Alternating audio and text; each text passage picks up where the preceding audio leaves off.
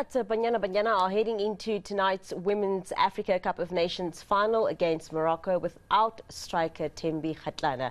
The 2018 African Footballer of the Year got injured in the early stages of the competition.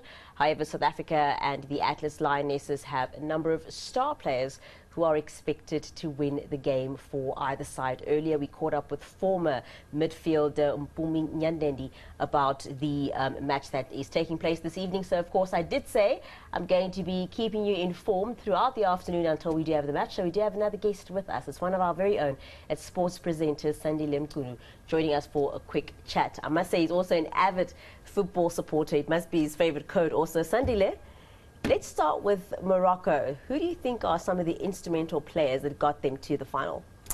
Well, good afternoon, Nicole, to you and the viewer at home. Yes, we are eagerly awaiting this final, which is going to take place, kicking off at 10 o'clock this evening. You are asking me about the hosts, about Morocco. So we can see on our telestration, the video wall, some of those players, if we start perhaps maybe with the Moroccans, because we want to get to them first before we come back and discuss Banyana Banyana. Banyana Banyana. Yes. So I think we need to get actually our slide through to the Moroccans, yes. Yes, so in terms of players, they have a host of quality players, Moroccans. What I can mention to you is that they are a youthful side, because they have quite a number of players who are in the early 20s to mid 20s. The veteran, I will tell you now about the veteran. But first, let me tell you about Tagnut Fatima. He is a winger wearing jersey number 11. I want our viewers to take note so that they know by the time the game gets underway, they know for sure which player is going to be a danger player or a player to watch. Yeah. So Fagnut, he's not part of those that are in our telestration, in our video hall, but he plays wide on the left. He's a quality player, very deadly when it comes to set plays. So they are also strong when it comes to set pieces, those balls are delivered into the box. So Banyana will have to be very strong when it comes to that. So the player that is going to be marking him, it's either Ramalepe or Bongega Gamete, because Gamete played at right back in the semi-finals against Zambia. So I'm assuming maybe he's going to start again tonight. And then they also have Ayane. So it's a trio up front, the front three. Yeah. Ayane is a number 23, jersey number 23. He's a striker. He created the goal for another winger, because I'm talking about the trident, the three up front, which is none other than jersey number 18, as you can see, Sana Masudi. Yes. So he is skillful. She knows how to eliminate players. She's very strong on the ball. She's comfortable, as I said before, skillful. So she scored a contender for the goal of the year in the CAF Awards. Those who were watching on Thursday night might have noticed her, because she is one of the key players as far as Morocco is concerned. She scored the equalizer when they played Nigeria in the semi-final. So she's a big player. And then again, the skipper, captain, she has scored 3 goals so far. I'm talking about none other than Ghislaine Shebak.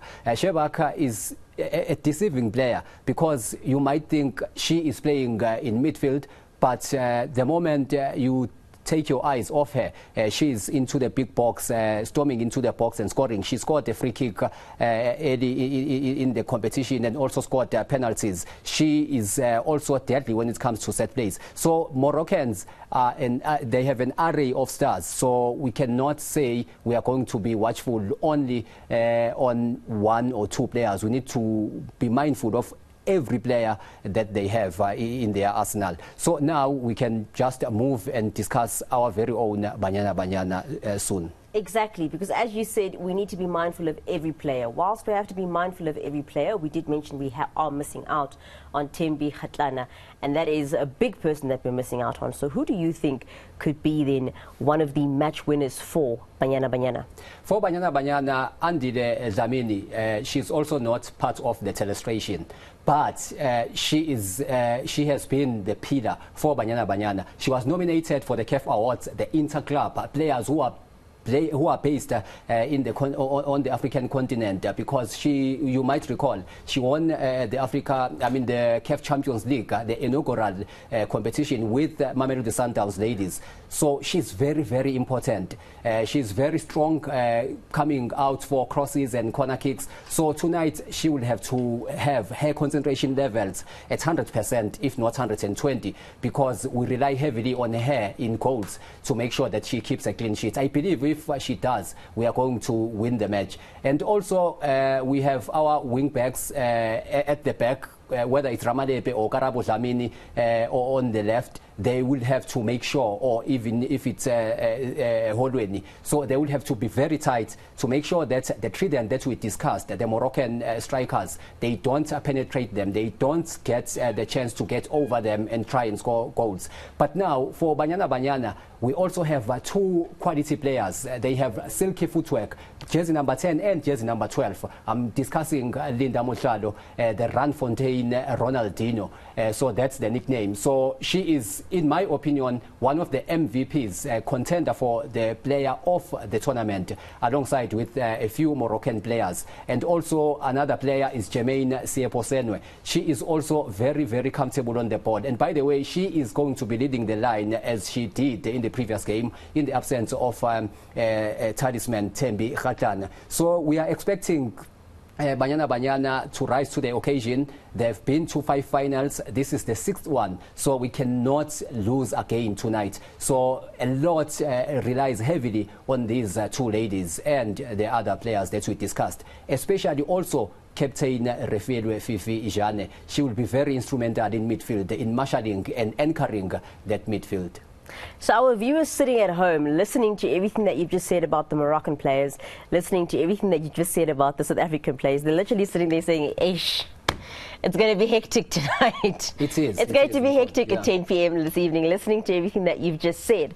But I want to ask you this. A lot has been said then about attractive football, because that's exactly what this sounds like. Like, tonight is going to be an attractive match. It's going to be an interesting one. Jurgen Klopp himself spoke about the importance of attractive football. Here's my question, though. It's a finale. Do we really care that it's attractive? Do we really care that it's attractive? Are we just concerned about we just need to get a goal? We need to win this match because it's a final.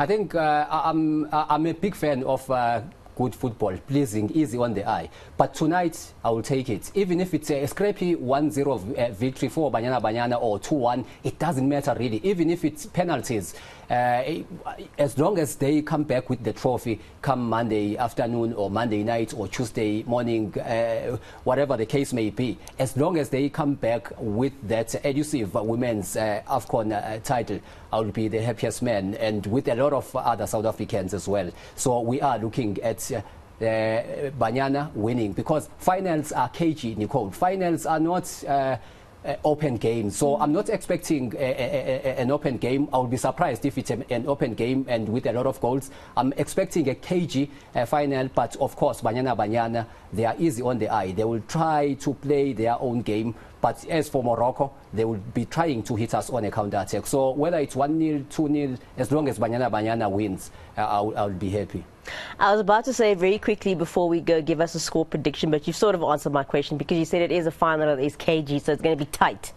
What is your score prediction? It sounds like you're going for a 1-0, maybe a 2-1. A low-scoring game, yeah. 1-0, 2-1. If we score first, I hope that will be the goal that will settle it. If they do score, maybe let's just win 2-1. So I'm expecting a 2-1 or a 1-0 in favor of South Africa. And as you said, if South Africa scores first, we're hoping that will be the last game of the match. Yes, hopefully. To silence the crowd. 100%. That will be the last game of the match. So we're going to see that one at 10 p.m. this evening. Thank you so much for giving us your time. I think it's great that our viewers also get the opportunity to see the guys behind the scenes. These are one of our producers, as I mentioned, the guys behind the scenes who put this all together and help us do what we do. They're not just behind the scenes, as you've just heard for yourself. He's an avid football supporter himself and an analyst as well. So thank you so much for your time, and then we'll bring you some more sport later. Butulas, back to you.